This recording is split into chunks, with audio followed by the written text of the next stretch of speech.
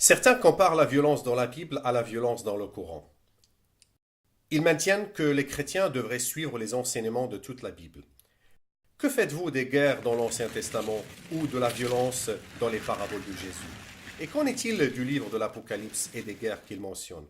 Après tout, les chrétiens croient que Jésus a toujours été présent dans toute la Bible. Pourquoi ne suivent-ils pas le Jésus de l'Ancien Testament en faisant la guerre? Ahmed Didet fut l'un des musulmans qui adhèrent à ce raisonnement. A-t-il raison? Dit-il vrai à propos de la violence dans la Bible? Il est vrai que du temps de l'Ancien Testament, il y avait de nombreuses guerres sanglantes, certaines ordonnées par Dieu.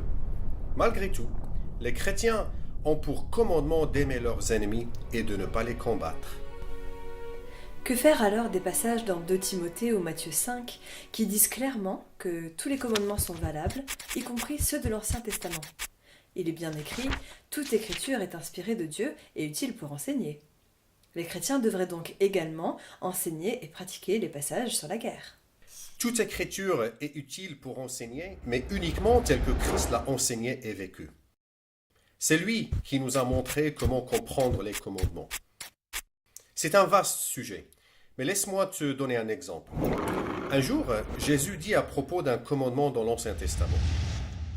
Moïse a écrit ce commandement pour vous parce que vous avez le cœur dur. Mais au commencement, quand Dieu a tout créé, il les fit hommes et femmes, dit l'Écriture.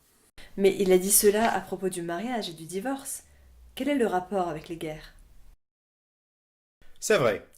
Mais ce qui nous intéresse ici, c'est la manière dont Jésus interprète un texte de l'Ancien Testament. Du temps de Moïse, ce commandement est donné en réponse à la faiblesse humaine. Jésus, quant à lui, établit avec autorité ce que Dieu avait prévu pour nous à l'origine. C'est pourquoi les chrétiens se réfèrent à Jésus et comment il a enseigné la loi. C'est lui notre exemple. D'accord, j'ai compris le rôle de Jésus et de son exemple. Il s'applique au temps du Nouveau Testament et aux siècles qui suivent. Mais la violence est quand même présente dans l'Ancien Testament. Comment comprendre le massacre de ces femmes, enfants et même bébés? Ok, je vais essayer de te répondre.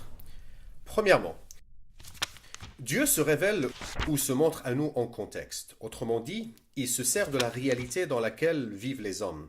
Très tôt, il a vu quel mode de vie violent ils avaient choisi. Cela ne lui plaisait pas. Nous lisons dans Genèse 6, verset 11, « Mais aux yeux de Dieu, l'humanité était pourrie. Partout, ce n'était que violence. Quand il regardait la terre, il constatait que tout le monde s'y était dévoyé. » Bien sûr, nous ne pouvons pas nous identifier pleinement aux personnes de cette époque. Écoute par exemple ce que Dieu a dit par la bouche du prophète Jérémie. Ils ont aménagé un emplacement consacré au dieu Baal pour y brûler leurs fils en sacrifice. Je n'avais pourtant rien commandé de pareil. Je n'en avais même pas parlé. L'idée ne m'en serait jamais venue. Visiblement, cela n'a pas plu à Dieu. Les actions des hommes au temps de la Bible lui ont souvent déplu. Comme tu vois, les hommes n'étaient pas tendres à l'époque. Dieu a souvent été patient, mais par moments, il a exercé son jugement et a puni les hommes. La punition pouvait s'appliquer à un individu, mais aussi à un groupe. Malgré tout, il prévoit quelque chose de meilleur pour nous. Il veut nous amener à Jésus à travers l'histoire. C'est quand même un peu bizarre.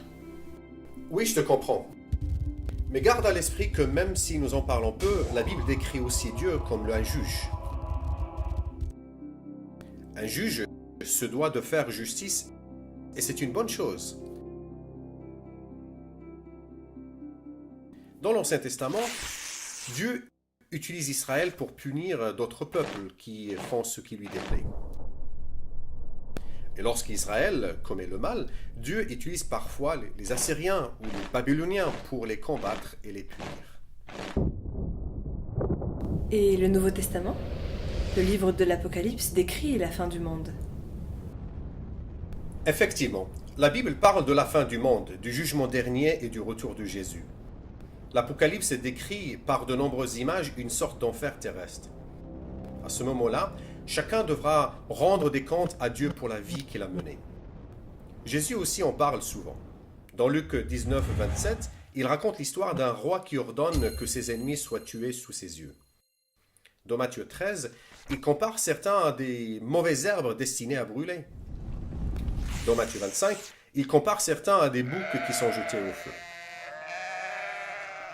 Nous devons apprendre à distinguer le sens littéral du figuré dans les exemples de Jésus. Il utilise souvent des illustrations simplifiées. Si les versets précédents nous informent que Jésus s'apprête à utiliser une illustration simplifiée, une parabole, nous devrions veiller à ne pas tout prendre littéralement. Personne ne sera transformé en mauvaise herbe ou en bouc. Jésus donne beaucoup d'autres détails dans ces histoires que nous ne sommes pas censés appliquer littéralement. Une chose est sûre, il y aura un jugement final.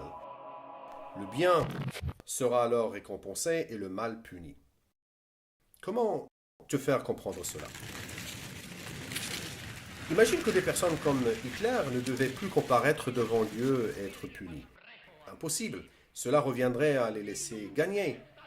Je crois qu'il est bon que Dieu soit juge et que chacun doive un jour comparaître devant lui. Et je crois que nous pouvons lui faire confiance. Il est meilleur juge que n'importe quel homme. Dieu, un juge? Tu as raison, je n'entends pas souvent ça. Mais quand même. Je ne comprends pas tout non plus. Mais ce qui m'encourage et qui t'aidera peut-être aussi, c'est que Dieu promet des jours meilleurs dans l'Ancien Testament. Il dit par exemple dans Michée 4.3 qu'il y aura des jours où de leurs épées les nations forgeront des pioches et de leurs lances elles feront des faucilles. Il n'y aura plus d'agression d'une nation contre une autre. On ne s'exercera plus à la guerre. Chacun cultivera en paix sa vigne et ses figuiers sans que personne lui cause de l'effroi. C'est le Seigneur de l'univers lui-même qui parle.